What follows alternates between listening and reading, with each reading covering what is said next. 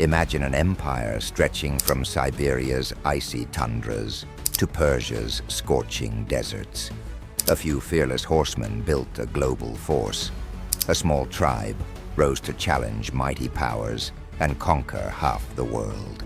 They vanished as quickly as they appeared, leaving secrets behind. What drove their explosive rise and fall? But here's the thing. The Mongols didn't start as a global superpower. In fact, they were just one of many nomadic tribes scattered across the harsh, unforgiving steppes of Central Asia. Life was brutal. Resources were scarce, and tribes were constantly at war with each other. So, how did people living in such a hostile environment go on to build the largest contiguous empire in history? That's the question we're going to answer. And trust me, the answer is anything but simple.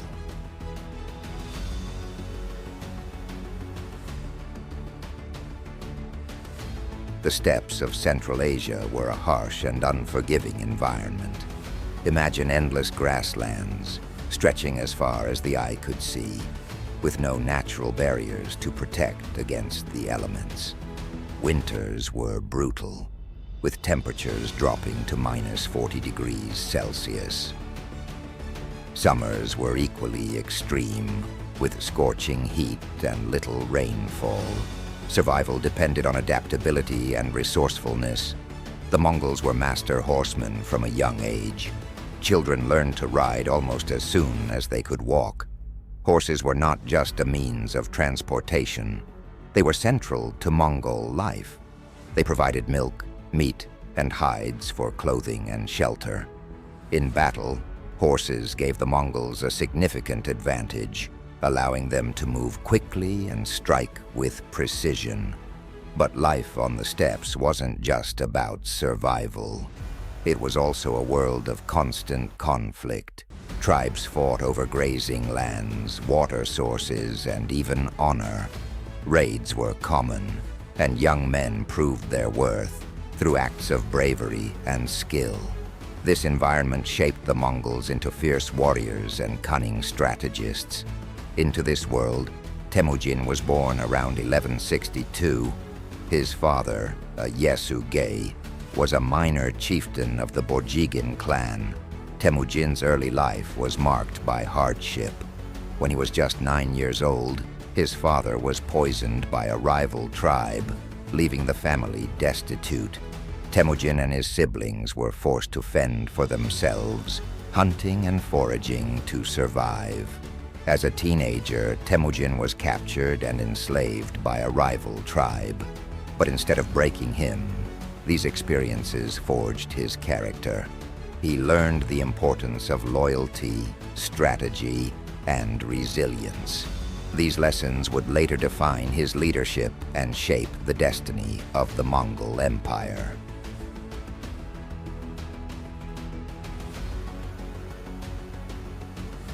Temujin's rise to power was anything but straightforward. After escaping captivity, he began to build alliances with other tribes. He understood that unity was the key to survival in the brutal world of the steppes. One of his first major alliances was with Togrul, the leader of the Karaite tribe. Together, they defeated common enemies and strengthened their positions. But alliances in the steppes were fragile. Betrayal was common, and Temujin soon found himself at odds with his former allies. In 1203, he defeated the Karaite tribe in a decisive battle, solidifying his power. Over the next few years, he continued to unite the Mongol tribes through a combination of diplomacy, marriage alliances, and military force. By 1206, Temujin had achieved what many thought was impossible. He had united the Mongol tribes under a single banner. At a grand assembly known as the Kurultai, he was proclaimed Genghis Khan, or universal ruler. This marked the beginning of the Mongol Empire and the start of one of the most remarkable conquests in history. Genghis Khan's vision extended far beyond the steppes. He believed it was his destiny to conquer the world, and he had the perfect army to do it. The Mongol warriors were disciplined, highly skilled, and fiercely loyal. They were also incredibly adaptable, able to fight in a variety of terrains and climates. But Genghis Khan wasn't just a conqueror. He was also a brilliant strategist and administrator. He implemented a merit-based system, promoting individuals based on their abilities rather than their lineage. He also established a code of laws known as the Yasa, which governed everything from military conduct to trade and social behavior. Under Genghis Khan's leadership, the Mongol Empire began its rapid expansion. The first major target was the Jin dynasty in northern China. The Mongols laid siege to the Jin capital of Zhongdu, modern-day Beijing, in 1215, eventually capturing the city and securing vast amounts of wealth and resources. From there, the Mongols turned their attention to the Khwarezmian Empire in Central Asia.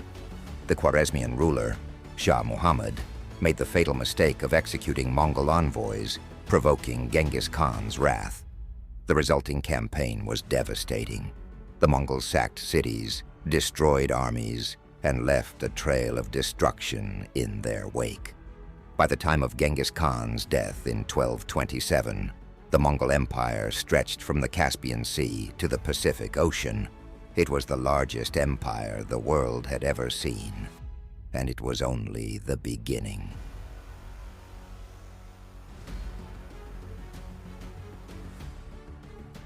The Mongol military was unlike anything the world had ever seen. At its core was the concept of mobility. Mongol warriors were expert horsemen, capable of covering vast distances in a short amount of time. They could ride for days without rest, living off the land, and their horses' milk and blood. Each warrior was equipped with a composite bow, made from layers of wood, horn, and sinew. These bows were incredibly powerful, with a range of up to 500 meters. Mongol archers could shoot accurately while riding at full speed, making them deadly in battle. The Mongols also employed a variety of tactics to outmaneuver their enemies. One of their most effective strategies was the feigned retreat.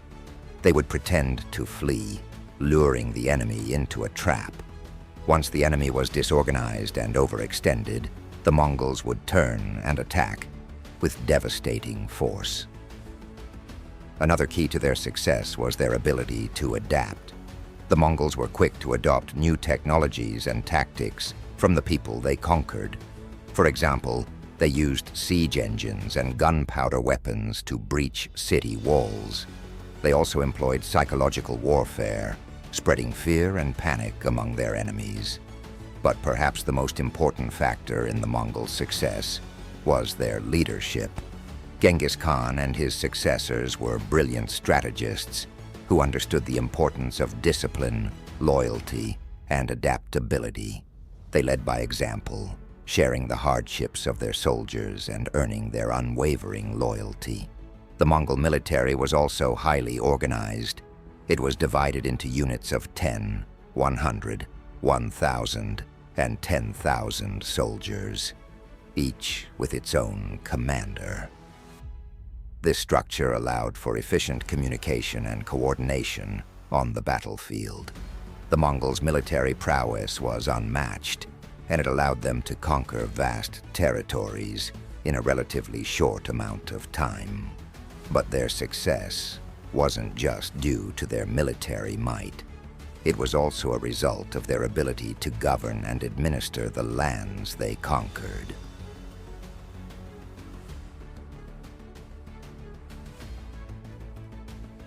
At its height, the Mongol Empire was a marvel of administration and organization.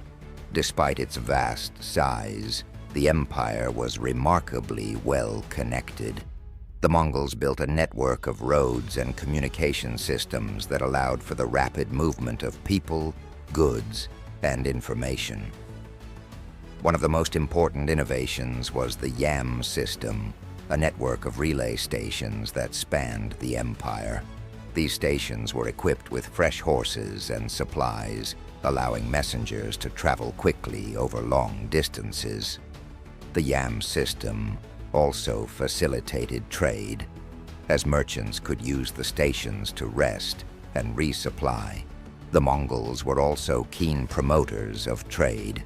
They protected merchants and ensured the safety of trade routes, which encouraged commerce and cultural exchange.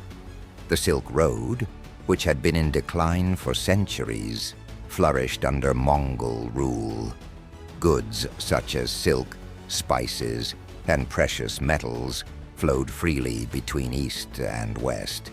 The Mongols also implemented a universal currency, known as the paper money system. This innovation made trade easier and more efficient, as merchants no longer had to carry heavy coins or barter goods. But the Mongol Empire wasn't just about trade and administration. It was also a place of cultural exchange. The Mongols were remarkably tolerant of different religions and cultures.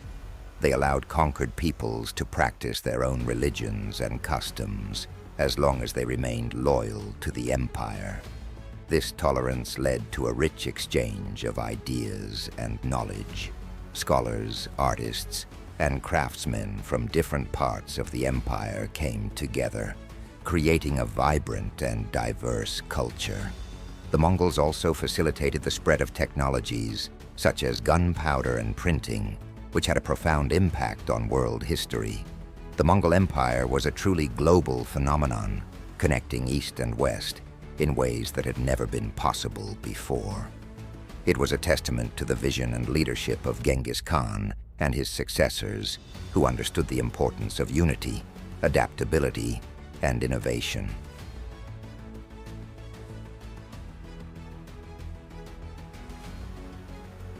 Despite its many achievements, the Mongol Empire was not destined to last forever.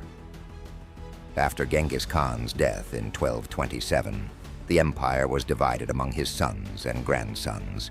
While this kept the empire intact for a time, it also sowed the seeds of division. The empire was divided into four main khanates: the Golden Horde in Russia, the Ilkhanate in Persia, the Chagatai Khanate in Central Asia, and the Yuan dynasty in China.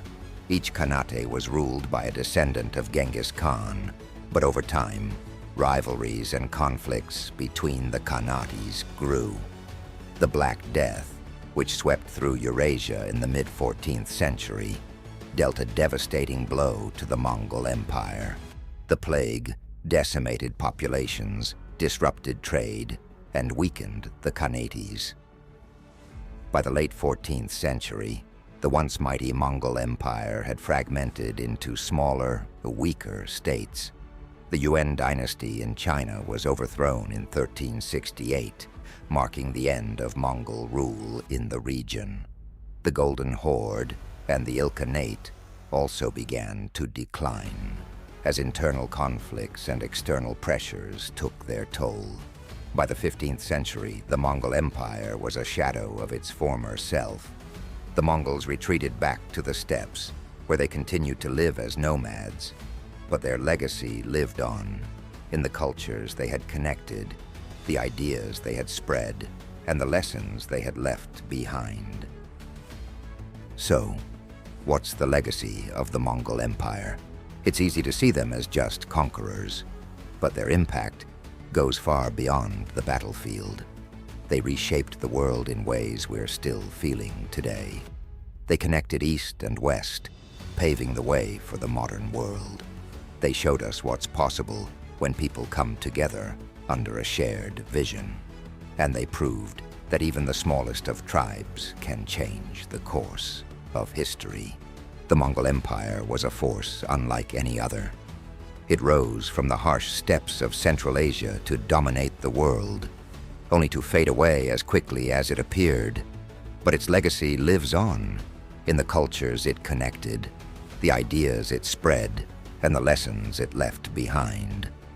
The story of the Mongols is a reminder that history isn't just about what happened, it's about what we can learn from it. If you enjoyed this journey through the history of the Mongol Empire, don't forget to hit that subscribe button. There's so much more history to explore, and I'd love for you to join me for the next adventure. Thanks for watching.